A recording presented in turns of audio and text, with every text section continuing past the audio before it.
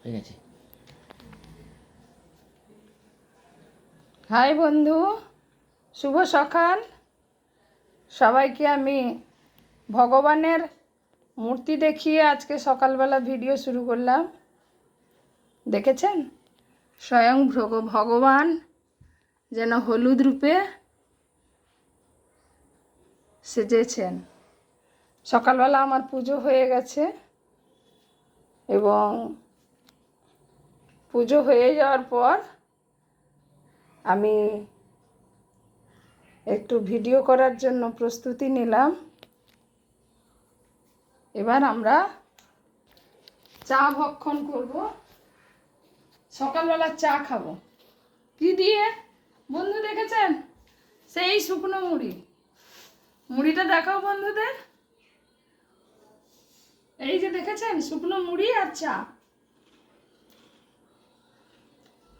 কারণ ফ্যানটা শুয়ে দাও।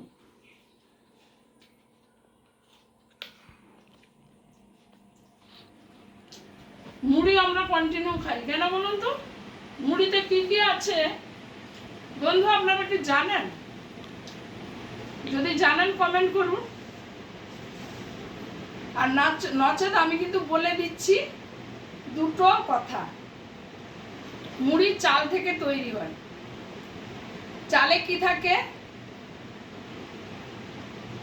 চালে কি থাকে বলুন তো? কার্বোহাইড্রেট থাকে। আর মুড়িতে কি থাকে?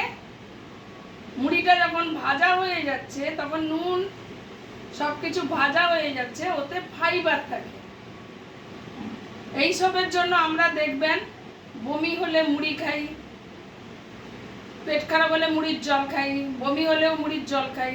এই কারণেই খাই, কারণ ওই যে নুনটা খুব উপকারিতা। আর মুড়ি বমি, কৃমিনাশক, বমি নাশক, পায়খানা পেট খারাপ হলে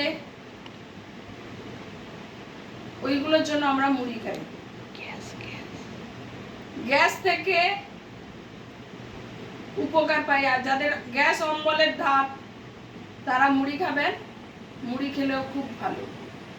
আমরা বললে বিশ্বাস করবেন না বন্ধু, মুড়িটা এই কারণেই বেশি পছন্দ করি। কারণ মানুষ এখন আধুনিক যুগে ভাবে আমি বিরিয়ানি খাবো, আমি চিকেন পকোড়া খাবো, আমি মাটন খাবো, আমি এটা খাবো। কিন্তু শরীর তো দেখতে হবে।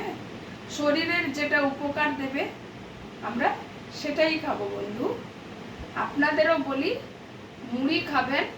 অনেকে বলে মুড়ি খাবো না। মুড়ি এত উপকার আছে যেটা বলার নয়।